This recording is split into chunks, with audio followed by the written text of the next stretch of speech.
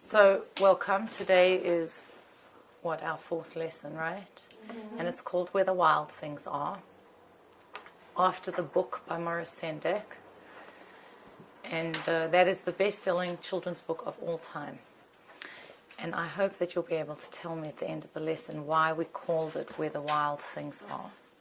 But what we're going to be looking at today is what happens to us when we complain, or why do we complain? Why do we get angry with other people, and how to deal with that? So last time, if you remember, we looked at shifting perspectives. How do you take yourself out of yourself? You look at things a certain way, another person looks at things a different way. I actually remembered a story, I don't think I told it to you last week, that there was a chassid by the name of Rabbi Kusil Lepler. Did I tell you about the penny? The shiny coin? Yeah, so, for each person. Yeah, okay, so I did. He says a shiny coin means different things to different people, right? Mm-hmm. To a child it's a toy, and to a poor person it's a loaf of bread, and to a wealthy person it's a chance to make another penny. He's going to invest it and make more money. So we all look at the same world, but what we see depends upon who we are. And today we're going to take that theme a little bit further, which is the way I look at things is going to change my own internal reality. And all of us tend to impose our perception on other people. So the first thing we're going to do is an exercise, and you don't have to write it. You don't have to speak it out. You do have to write it down, but you don't have to tell anyone what it is that you're feeling. And this is the exercise. Have a look at exercise 1. Efrat, do you want to read? Self-assessment. Read out loud so that everyone can hear. Where the wild things are. Self-assessment. What pushes your buttons? Exercise 1. Identify one failing in others that you are sensitive to, or as distasteful to situation that presses your buttons and keeps coming up over and over again. The failing or situation you choose must be a repeated theme of yours and must be something that arouses anger and disgust in you. Now write it down, detailing why you are so bothered by it. Okay, so you're going to have a couple of minutes to do this, but I just want to clarify. This is your exercise. You're going to write down something that it's got two features.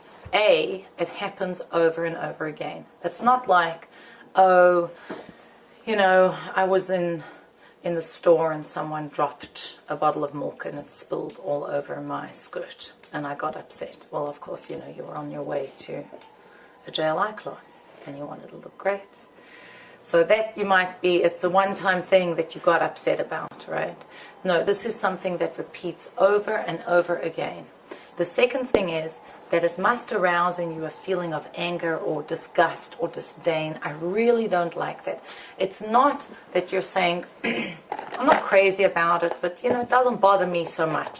It has to be something that makes you angry, that presses your buttons, and it has to be something that happens over and over again. It's a repeated theme in your life. Does anyone want to share what they have to say?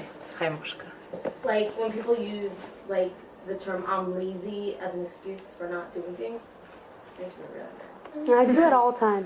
What do you mean, as an excuse? That's an admission, no? I don't get anything done because I'm lazy. I'm like, you're not lazy. Just don't say that. They say it as like you're fooling yourself. Yeah. Or lazy say.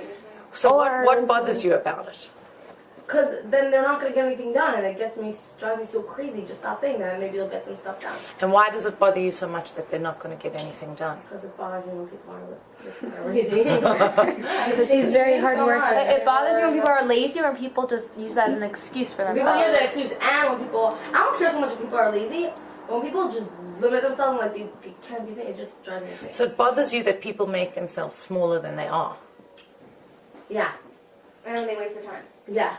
And the other one, they're all like the same thing. And like when people sit around and don't take initiative, like if the milk spills on the floor and they don't clean it up, yes. They wait around, it drives me insane. I'm like, just hello, it fell, clean it. And even maybe they're thinking that about you. No, let's say I'm busy. Look, can I give you an example? It happened today. We were putting away the groceries and a pot fell off the counter. And my little sister was like dawdling around. I'm like putting away stuff in the fridge and I'm busy and she sees and she's like sitting there staring. And I'm like, I got so weird and I'm like, pick up the thing, you know? And like, also my third thing I wrote is when people can't admit that they're wrong and they just like, they think that they're so right and they're so full of it and it drives me crazy. And I'm like, okay, just... I'm right, you're wrong, admit it, right? But usually no one. There could be certain things that are objective, but the truth is, what Efrat is saying is quite accurate, that most things in people life think- are a matter of perspective. She's Right. not admitting that she's wrong because she doesn't feel that she's wrong. Yeah, but you could acknowledge someone else's opinion. Okay, let's say, I'll give you an Say, example. you're talking about something factual. Right, some people won't even like bother to talk it out. They'll just say, forget it, and like walk away or... No, let's say someone's like, let's say that Okay, person. wait a second.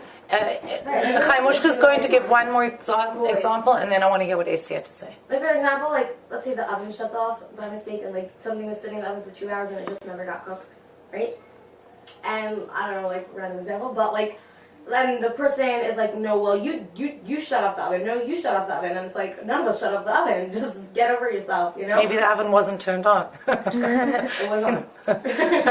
Well, why does it have to become a whole big argument instead of everyone just agreeing? I don't know. Also that drives me crazy. Okay, so there are a couple of things that irritate you. Esther. Or when someone, like, if you ask someone to do a favor for you, and, like, they'll do it, but then they're like, and then they always bring it up. Like, let's say, when, Let's call like, something in Hebrew. well, like, and then they say, you know, I did that for you. I went to the store for you, and I picked up your medicine, or, like, whatever. And they just keep bringing it up for the next, like, year. It's just really annoying. You owe them so much, I right? know. I'm like, oh, my God, you went a half a block from your house to go get me something. Like, Right. you know how many favors I did for you? Don't Like, I hang don't it bring over them my up. head. I don't, like, oh, you have to do this because I did it for you. Okay. You know? It's called So that's not a like button. kama, but something else. Well, there's natira, but that's different. It's, huh? No, It's not a grudge, it's like, fine, I'll give you my pencil, but remember, because I gave you mine. Yeah, but I'll that's give you different. snacks if you give me snacks. grudge. That's the opposite. Doing two steps. Parents' grudge is doing Okay, that. girls, kind of what you're bringing up is the exact opposite of that, which is saying, I will keep on reminding you of what you did wrong, as opposed to what Esther's saying, which is, I'll keep on What I reminding did you right. of how righteous I am and I Right. did so much for you. So I guess all of us could feel that, you know, there are things that nudge us and bug us, and what we're going to be looking at today is this notion of criticism. Sometimes or judgment. Sometimes it is appropriate to make a judgment. But really the only judgments are about what does Torah allow and what does it not allow. And I say vidui for my own sins. I don't confess another person's sins.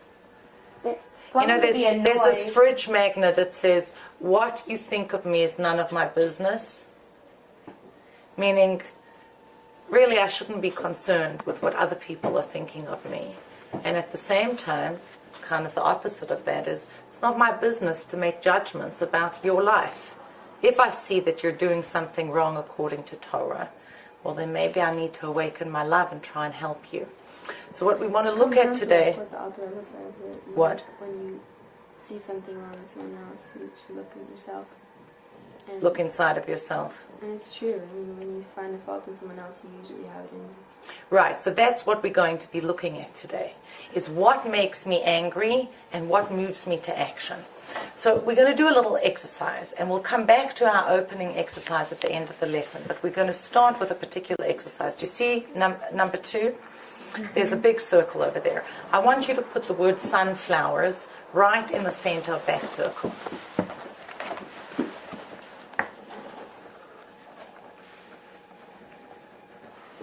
And now, you're going to have about a minute to write as many associations as you can about sunflowers. What do you mean? Okay? Like, Anything, like if you think of yellow or if you think of sun, it doesn't matter what you think, but you must keep on going. And maybe one word will remind you of another word.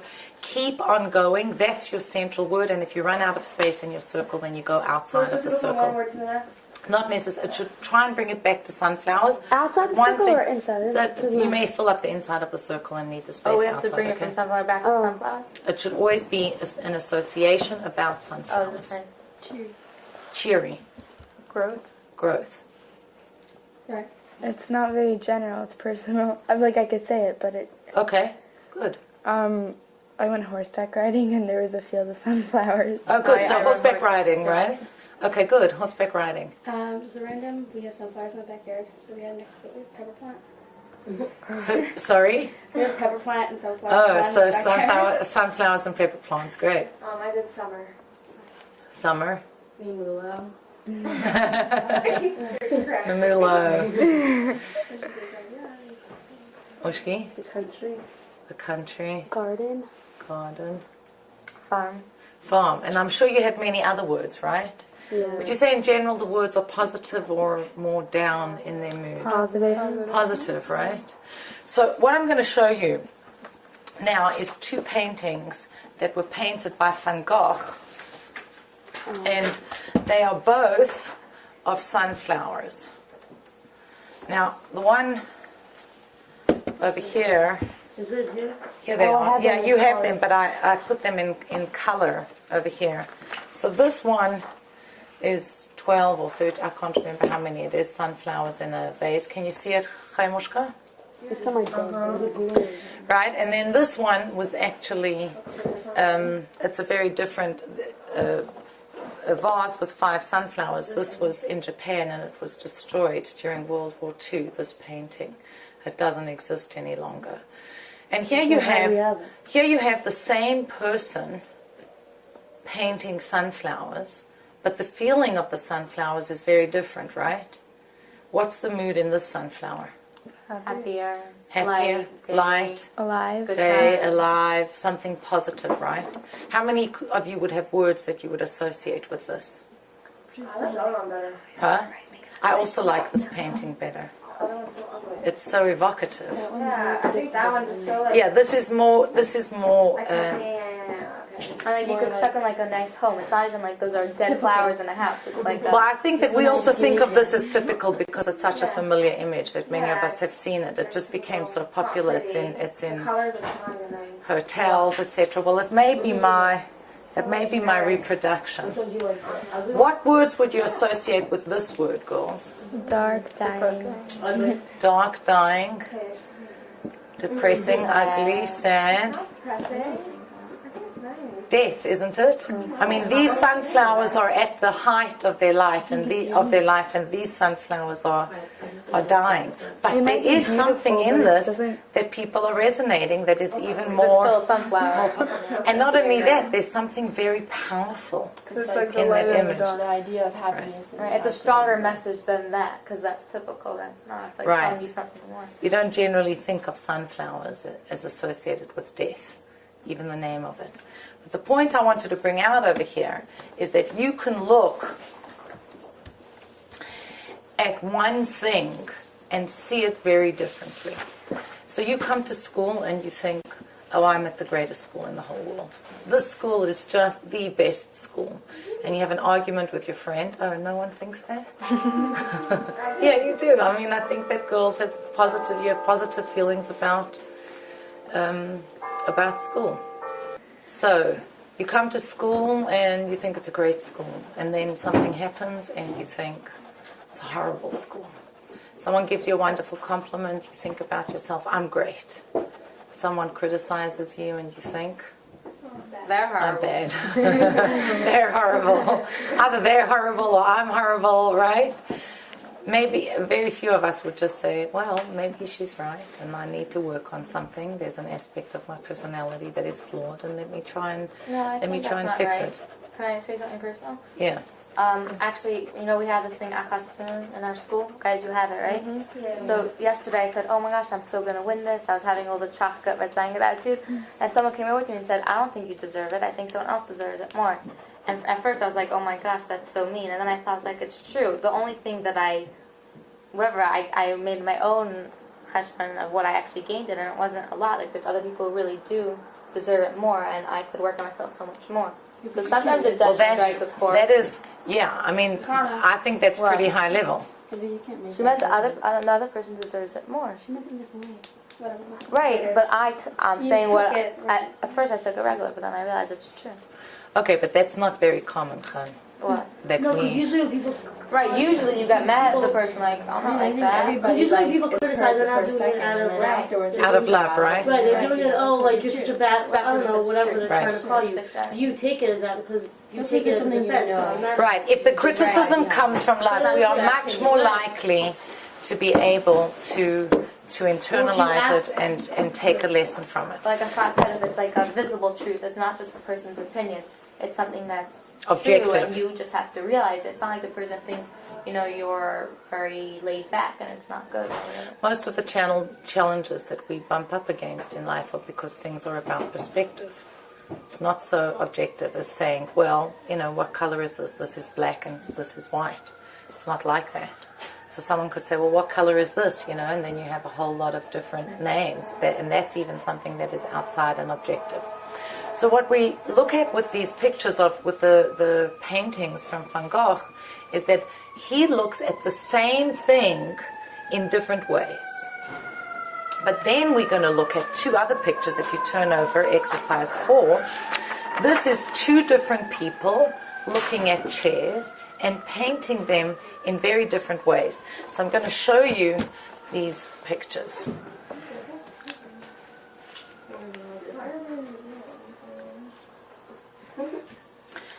All right, girls. It's So just here- different, happenings, different types of houses. You could have a cottage, or you could have a, Spanish. Well, these two pictures, if you have a look, hi Mushka, can you see? Mushki, just sit back a drop. These two pictures were painted by two artists who lived in a house together for a certain period of time. Same house? This is done by Gauguin, and it's his chair that he painted, and this is Van Gogh, and it's his chair that he painted. Can you see them? Can you see them clearly? Huh? Shall I make it a little bit bigger? No, it's fine. What I want you to comment on is the differences between these two paintings. So you can look in your drawing over here, or you can look at this, because these have colors.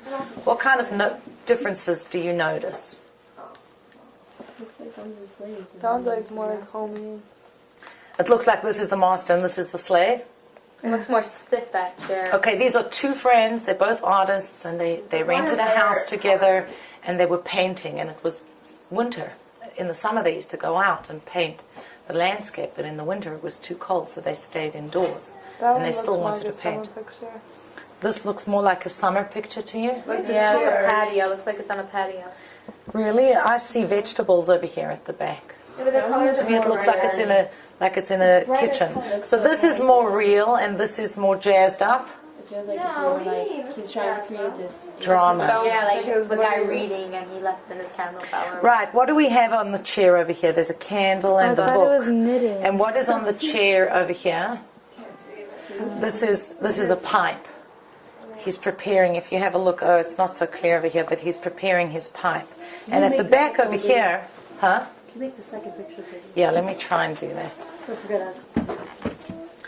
I'll show you, but you'll only be able to see one of them at a time like this.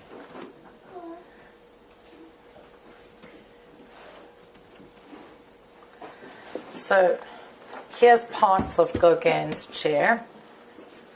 And you can see the lamp, and look how he's got fabric on the chair, and the carpet is painted. The wall is dark. Yeah, the wall seems to be painted or have watercolor. I don't know. Watercolor on it. And this is Van Gogh's chair, right? So it's clearly not as intellectual. There isn't a book, there isn't a candle, there isn't the lamp on the wall. You've got a couple of vegetables in the back, and a stone floor, It's like drawing it and out. the wall, and this pipe. And the wood is very plain wood. It hasn't been stained or glazed. Now, my question to you is, looking at both of these paintings, when you look at both of those paintings, what do you think it tells you about the artist? One's more stiff. One was more realistic. Let's say the Gauguin is the first one and the Van Gogh is the second. Van So, Gogh is more like plain life, like just simple. A Van- chair, a door.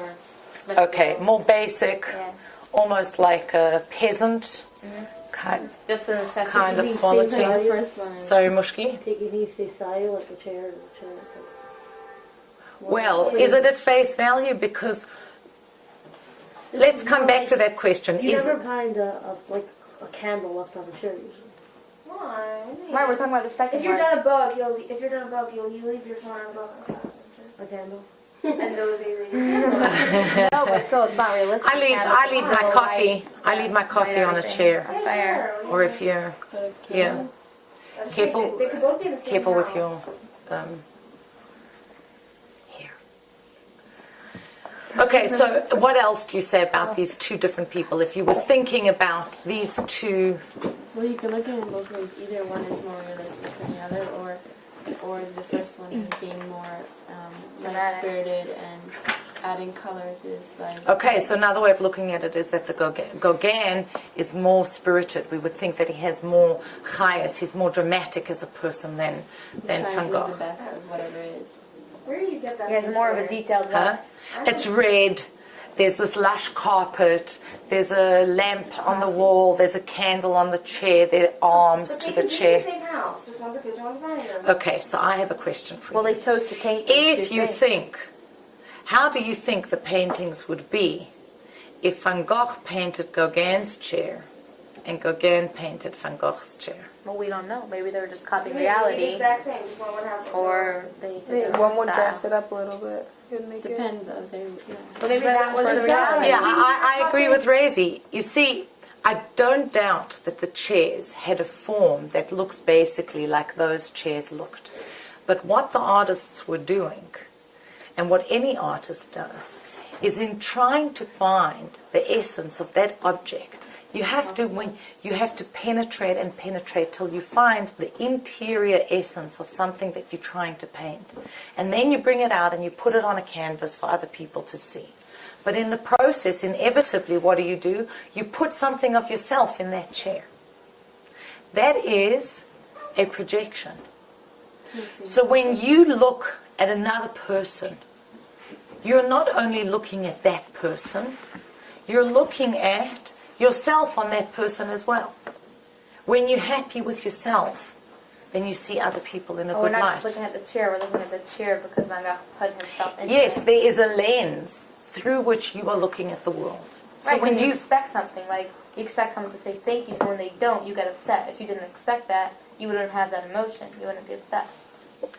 say that again, Because you expect people, let's say, to put things away or expect people to say thank you. When they don't say thank you, you have a certain reaction. Right. But if you didn't expect that, nothing would have happened. okay, so I think there's two things. You're bringing up another dimension. Let's say, Chaimushka, when you get irritated, right? Why are you upset? Because you have an expectation. You said, I have an expectation that people will follow through or not waste their time or pick things up from the floor when they see that someone else is busy, right?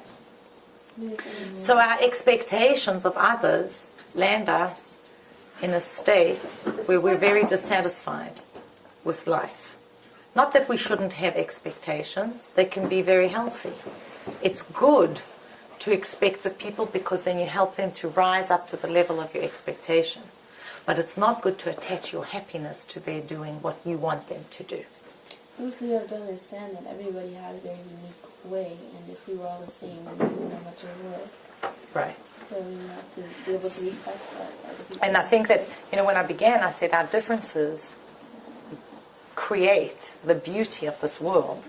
And yet it's those very differences that get us to be irritated and upset because why is everyone not like me? As much as I can intellectually subscribe to the fact that it's great that we all Not everybody has that we are all different, when it comes down to things, I want people to do things the way I want people to do it. Why are you setting the table or arranging the flowers or running the event or whatever it is in your way?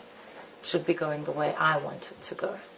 So, Chanla, I think that is part of what we're saying, part of the truth, but another part of it is what I see in you is really a function of how I see myself. The way Van Gogh experienced himself and the way Gauguin experienced himself led to their imprinting, placing themselves on the world in a particular kind of way. That's how they present it, but not how necessarily, like, I expect something of people, but that's not how I am, necessarily. It's usually the opposite. Like if you expect someone to pick something up, and usually you pick it up, so you get frustrated when they don't. Yes, but what I'm talking about is, let's say you're feeling happy with yourself, you're likely to be much more forgiving of other people. What do we say? Simcha peretz geder. That joy breaks boundaries. When you're in a happy mood, you're much more forgiving of other people. So when you're in a happy mood, you can walk into a room and say, this is such a beautiful room. And when you're in a bad mood, you walk into the same room and you don't see it as a beautiful room. Because you are projecting a part of yourself onto that reality. So now we're coming to the book, to the title of this lesson, Where the Wild Things Are,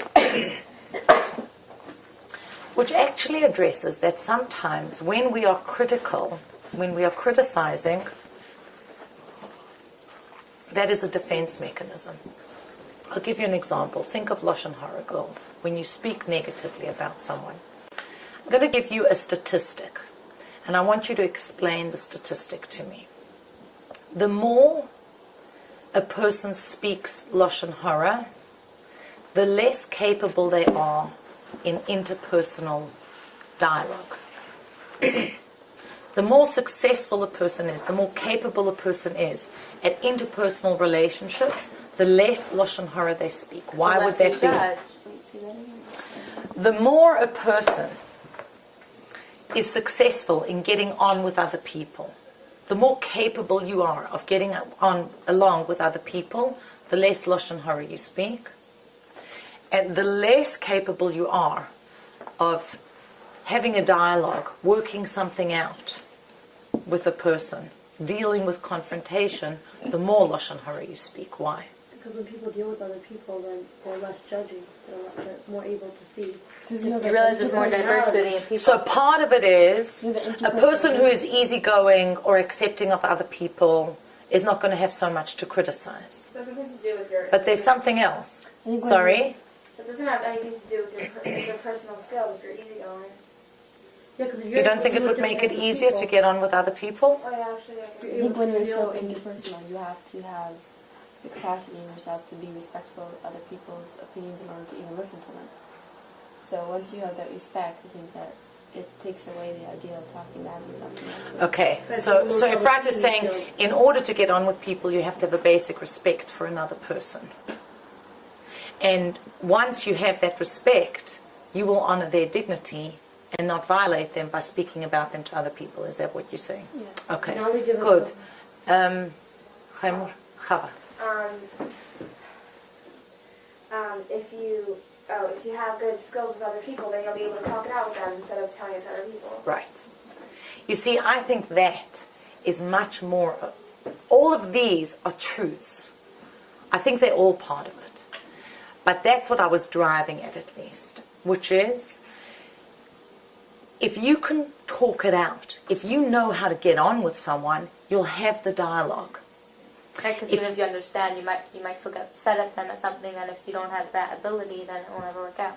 Yeah, if you don't have that ability to dialogue and to talk through this issue, then you're going to walk away from it. I mean, you'll come to the interaction and it's going to escalate into a fight. So people who don't have that ability or don't have the courage to have a courageous conversation with another person where they're going to deal with what's upsetting them, what do they do with it? What do they do with that upset? Very difficult just to hold it inside of yourself. So what do they do? It kind of leaks out the back door and they come to someone else and it's yada, yada, yada, yada, yada, yada, yada. I'll tell you everything about her. Instead of dealing with the person that I need to deal with, I start talking to a third person about it because I'm actually too afraid to have the conversation with the initial person. Chava. Well, let's say you just don't like someone and like complain about her, how annoying she is. So now you can't bring it up to her because what are you gonna say? You're annoying. Your personality bugs me because you're not hanging out with me. Like, like you can't say anything. What are you supposed to do? Well, generally people aren't friends with people who bug them, right? So let's say it just happens. That she's part of your social circle. This person is part of your social circle. So what do you think the appropriate response is when someone bothers you? I just ignore her and never speak to her. But it's kind of weird because we sit at lunch together and stuff. But like, seriously, like, what am I supposed to do? I always talk about her. She's so annoying, but like. Okay, so let's have a look.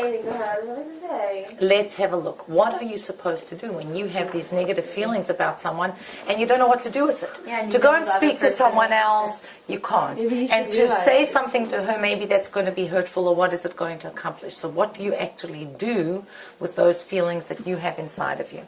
So what we're going to be looking at is how criticism can function as a defense mechanism. When I start criticizing you very much, it's really about the fact that there's something inside of me that I don't want to look at. It could be I don't want to deal with this dialogue, I don't want to have this conversation with this person, and therefore I start criticizing her to someone else. Or it could be inside of me there's something that I am critical of, I don't want to deal with it, and therefore what do? I start turning my own anger or upset at myself outwards onto other people. Much like Van Gogh and Gauguin put their own inner world onto the painting, But just because onto you're those annoyed two at that chairs. person, it's not because you have the same problem. No, but you're just gearing the attention elsewhere. But let's see if you want to Okay. deal with your problem right So now. because you don't want to deal with a certain issue. Okay, I want to So say that's two issues in things. yourself that you're not able to Khalila, deal it with is properly. not the case. You're right. It's you don't always have the problem inside of you.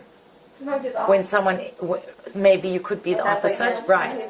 But one thing is certain: But don't you wherever think- you are in life, if you are feeling things that are antithetical to what Hashem wants for us, that means He is giving you on a silver platter an invitation. Here's something for you to work on. Otherwise, it wouldn't come your way. But like, it's like, why? Like, Okay, because He wants you to reveal a koyach, an ability inside of yourself that you don't even know you have.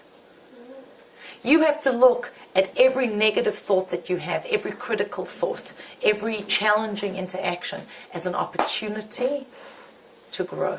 As humans, we're all different, and you won't get anywhere in the world if you can't respect anyone else but yourself.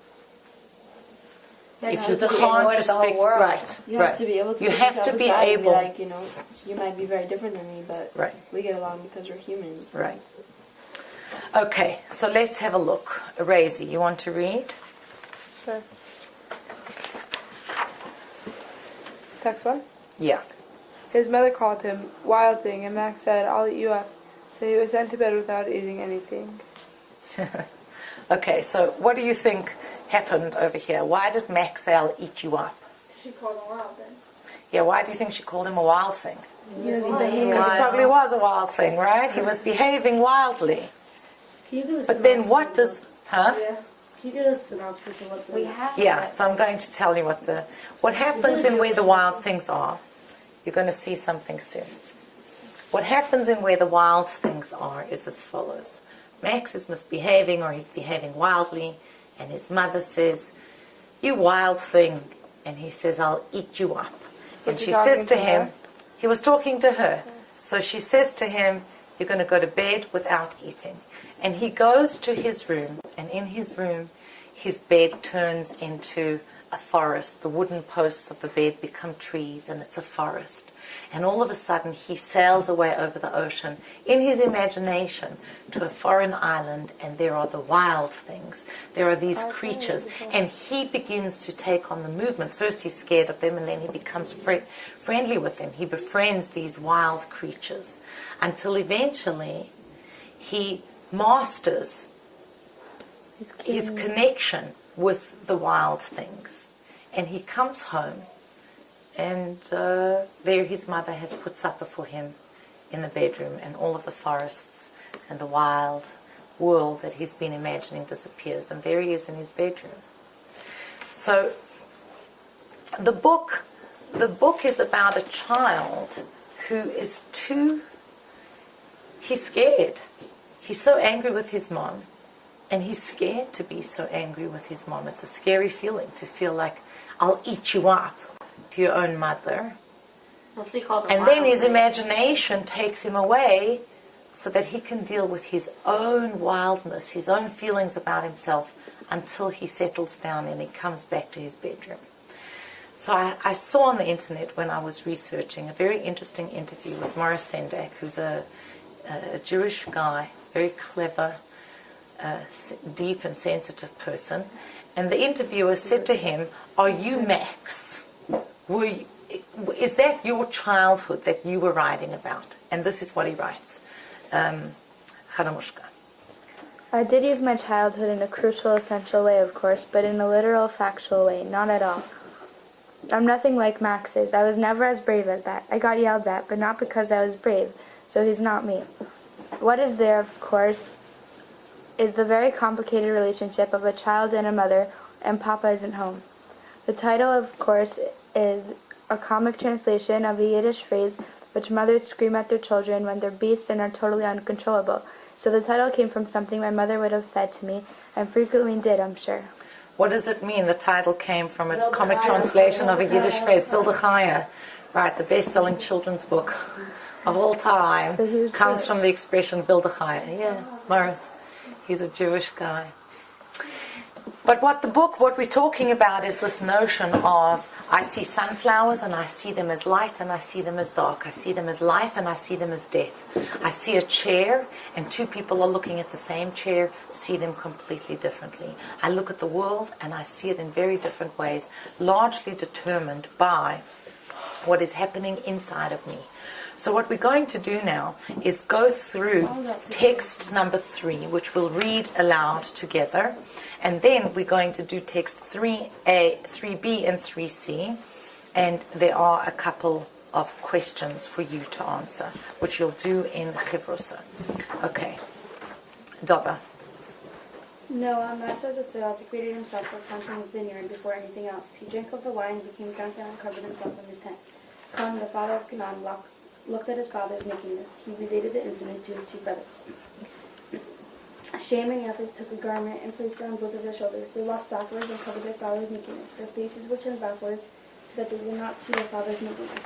Noah awoke from his wine meal with a small second drink. Okay, so there's a number of different things here. Language that is significant. What happened is that Noach has come out from the teva and he drinks, and his children relate to him. Shem, Ham, and Japheth relate to him in very different ways. How does Ham relate to him? He laughed at him. Or something. I don't remember. He looked, what does it say? He related. Firstly, he looked at his father's nakedness, and secondly, he related the incident to his brothers. And Shem and Japheth, what did they do? They didn't look and they covered. They didn't look and they covered, they brought But healing. how do you know what Ham did? He was sleeping. How did who know what How Ham did did? Noach know that Ham had looked at him and had laughed and whatever and told his brother? Well, there was, depending on which Meforshim you read and what had actually happened, he could see that there was evidence on his body that something had happened. But what I find is more interesting in your question is, how did he know that it was Ham? Immediately he woke up. It says he realized what his smallest son had done to him, and it doesn't say their personalities. he knew their personalities, right? This is someone. Always know, like, what kid. Which kid did which? Yeah. Who stole the cookies, and Still doing their homework. who's still doing their homework, right? Okay, so a parent has a sense of the different personality that belongs to each child. And it doesn't say his youngest son, it says his smallest son. So let's look at text 3b. Whom are we up to? Like Chava? values. Smallest, what, Rosie? And like values. Very good. Oh, that's A what lovely says small insight. in it. She says his smallest, yes, because in terms of values or stature, he was smaller than his brothers. Yeah, he was No, the he was the oldest. middle. And Shem was Shem, Ham, Japheth. I thought it was Shem and then Ham. No, Japheth was the oldest. Japheth then was the Ham. oldest. Really? Really? Really? I thought Say Shane Shem, was Ham, older. Japheth. No, That that's says the Shem was the the greatest. greatest. Alright. But that's so cool that Right. he's the smallest and he's not the youngest. So it's not speaking about his youngest son. It's speaking about Smallest. his smallest son. Okay, Chava.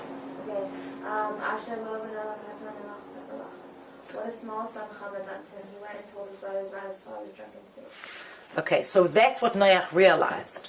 He realized that his son had gone and spoken Lashon Hara about whatever had happened. He went and gossiped. Next, let's contrast what Cham did with what Shem and Yafis did.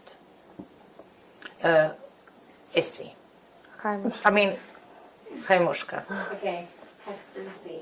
Shem and Yafis took. Why is this said a second time? To teach that as they approached him and they needed to turn toward him to cover him, they still kept their faces turned away.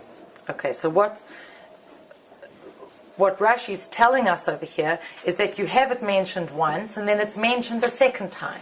The second time is to tell us not only that they were taking the cloth in order to cover their father, but that they kept their heads turned away as they... Really good correspondence in the way Because it people says say, that like, you have to constantly tell yourself they- that you shouldn't be saying this, or They turned away you and know, they like, didn't to keep see. away from it, but it's a constant I don't know why it's under something this. that people want to do constantly. And as you're like, Oh, they walk I'm not back going to say with because their it's Lashon Hara, it's in the words. But I don't know No, why I it's really under want to hear it, and you have to constantly keep Right, that reminding there's, yourself. Efrat is saying that a person has to constantly be involved in resisting and moving away from the Lashon Hara that is presenting itself to you, that you have to turn your face. Chan, you had a question about the No, I don't have it in the English. I just have Vayikach Shem v'Yafis es ha-simla. They took the garment vayesung al Shem, Shnehem. They both put it on Shem, and they went in backwards, and they covered his nakedness, the nakedness of their father, and their faces were turned backwards. So that's really on that Vayikach. You're not seeing the whole thing, but it's really on this notion that they went in backwards and then their faces kept on being turned backwards. Okay, what I want you to do is to turn to chart 1 and discuss it for a moment. Sit with a partner, you two and you two. You can do you 3 and you 2. Read these. It says what happened with a question on it, and then things to think about and a question on it, and I'm going to have you give me feedback in a minute, okay? So, the first one, what happened? Cham looked at his father's nakedness. What's the difference between looking and seeing? Looking is observing. Looking is focusing on it and Right. seeing. Opposite. I would say that there's the notion of intention. Yeah. That when Never you... said Seeing is kind of... you happen to see. Oh, I saw that. But looking... Yeah, Looking is, I am gazing at that and I am focusing on that. So what is the significance of Cham looking? He purposely did it. He wanted to look at it. It wasn't like he passed by and saw. It's like he intentionally saw. Right. Either he was going looking, or he stumbled across something, and then what does he do? He doesn't stop. He Right. just keeps on looking. It's like if you're on the computer and there's some kind of pop-up that comes on the screen, you weren't looking for that pop-up. It just came your way. But then your choice is just click, close it down. Okay, I'm not Doing clicking that through. And you know it's wrong, like you finally get It is, the realization, and you keep no. doing it. Just Depends. to keep Right, doing right. So a person Right. could be engaged in something that is inappropriate, get that it's inappropriate and ignore that, or make a decision that they're actually going to change. A person who has been stripped of their protective facade could be described as naked. When you see someone's weakness exposed, what is your response? Do you understand what I mean by stripped of their protective Yeah. facade? Well, if you Someone's judge- pretending, someone's wearing a mask, and they use that as their own protective mechanism. And all of a sudden, someone says something or something happens, and they trip up and their mask is exposed. If you So judge what that do you do? weakness, then you'll judge the person.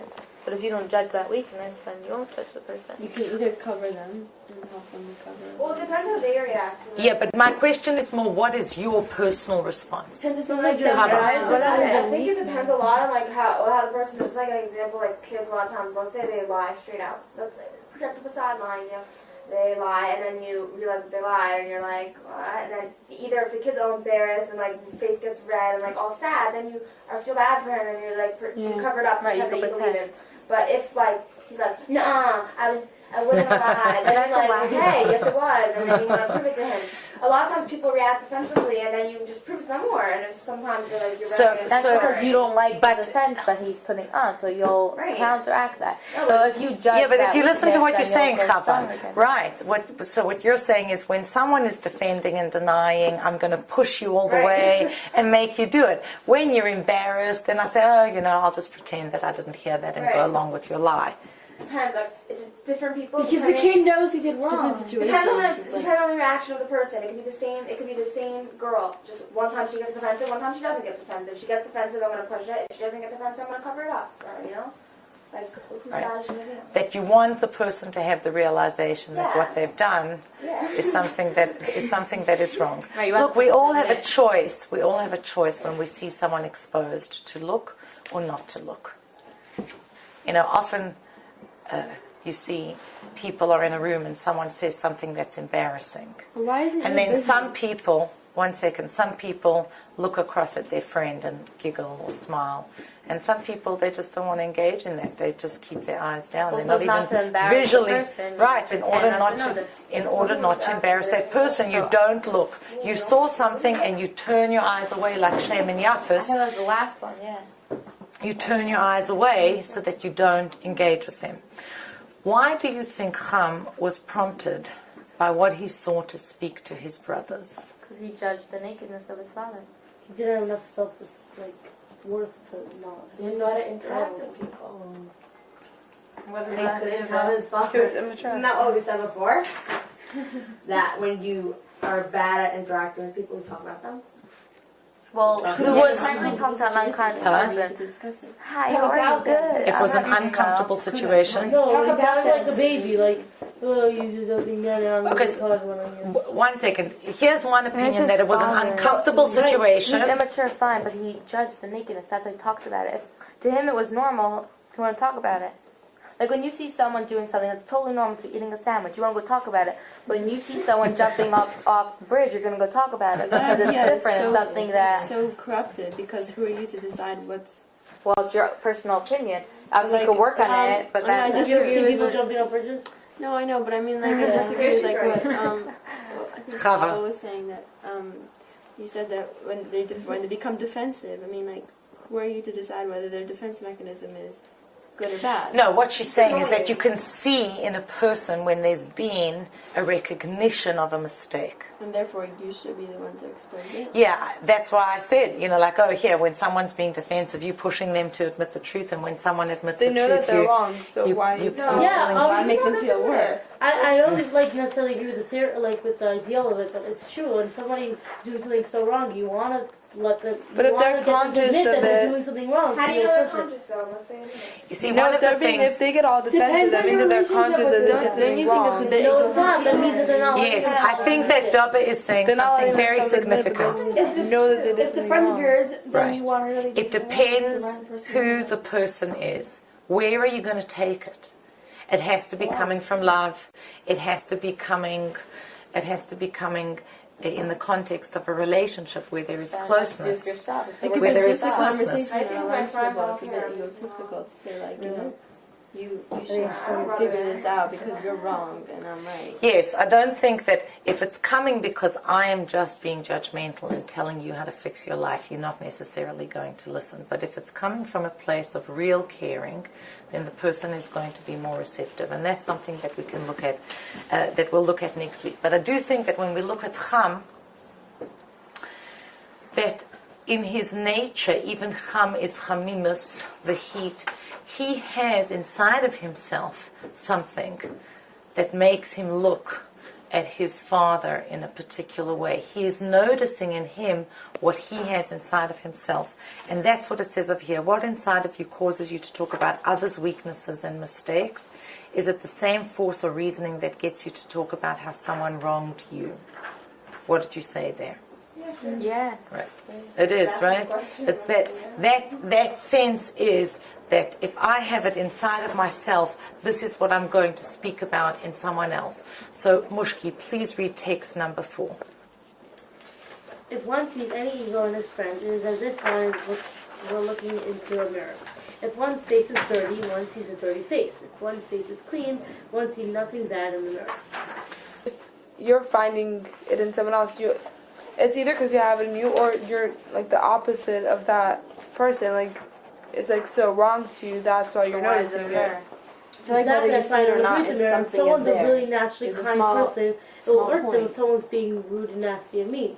They are not. No, but it could be that deep down they're really rude and nasty person. But But I want to point out There's something that something it says, deep you know, what down. you're saying These are some reminds general me things, but let's say something. of chapter 10 of Tanya. In chapter 10 of Tanya, the Alter Rebbe is speaking about what is the difference between a perfect tzaddik, a complete tzaddik, and an incomplete tzaddik, right? And one of the ways that you can see the difference is the degree to which the complete tzaddik fights evil in the world. Why? Because he has no evil inside of him. And being that he has no evil inside of him, he loves Hashem so much, and he cannot tolerate evil, so that becomes his war. Not to say that he's coming and bashing down people who are involved in things they shouldn't be. He's coming with love to help them out of that situation. But when you have a little bit of evil, it's almost like the opposite of what we're saying, but I think that we can reconcile it.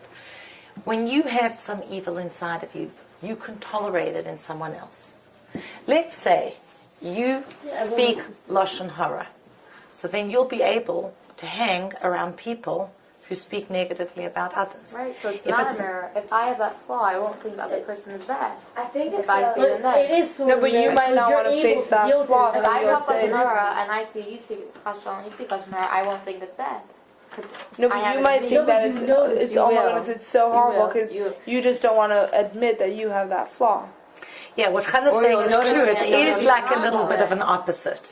Yeah. There is an aspect where this is opposite. Because I have it in me, I can tolerate it in you, right? I don't always agree But with how that. does that fit with this notion? I'm coming to you now, Chava. How does that fit with the notion that what I see in another person, I have in myself? I want to give you an example in the positive.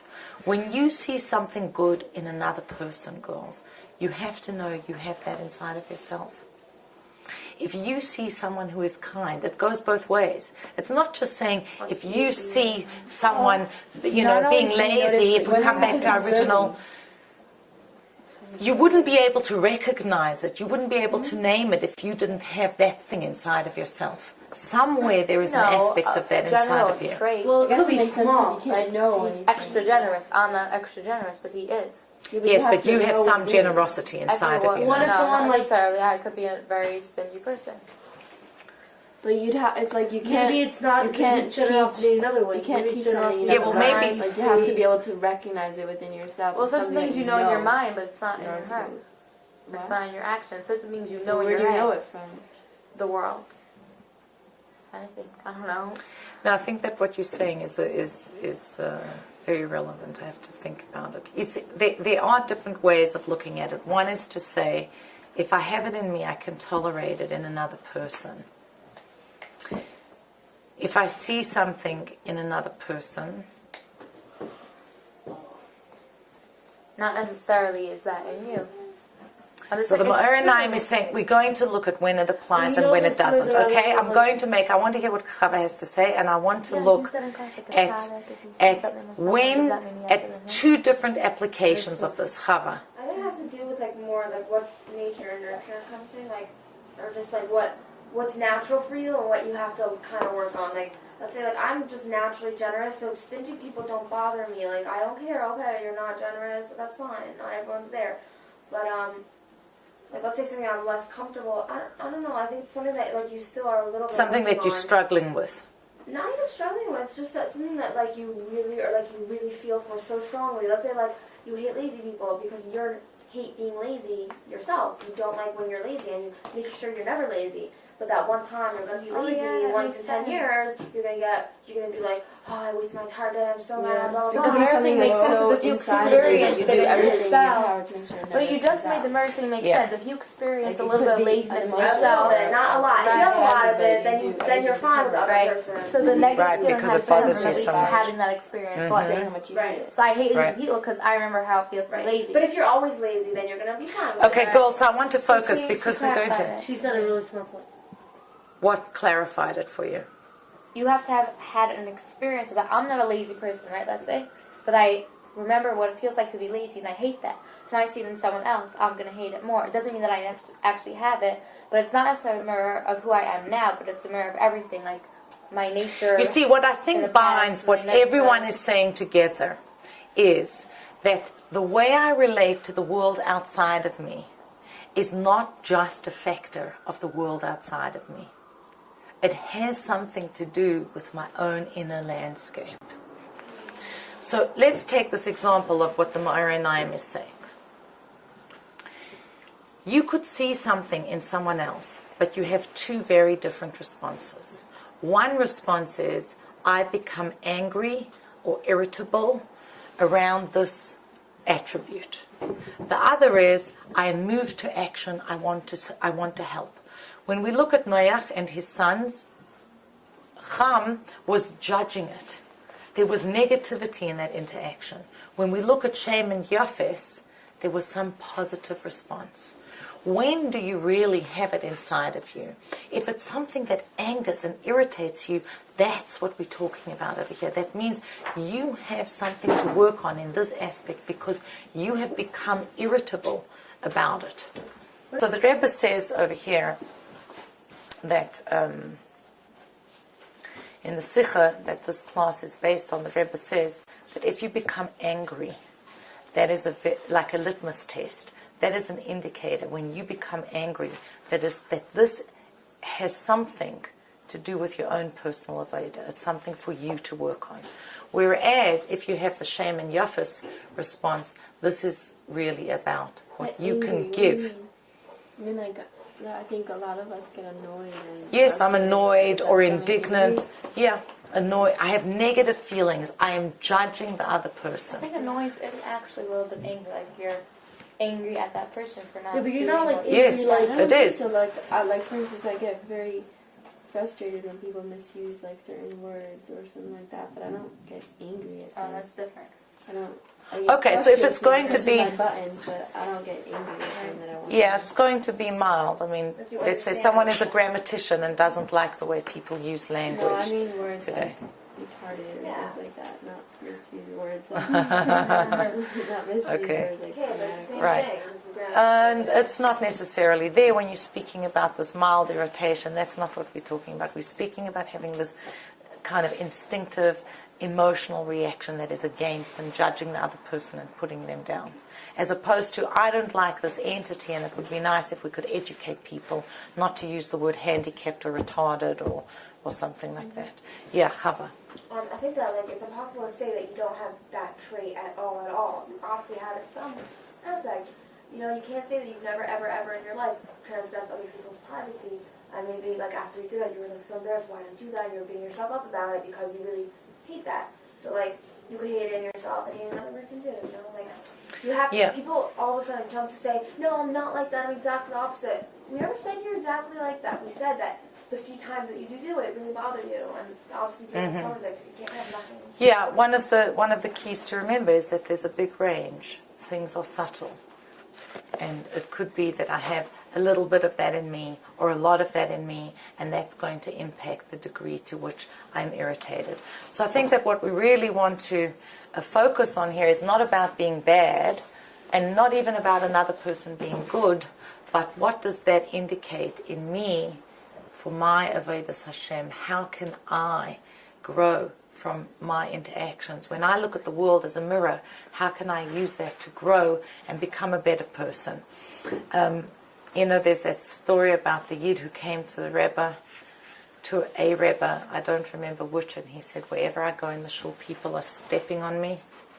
So the Rebbe said to him, why do you spread yourself all over the shul so that no matter where people go, they can't help but step on you?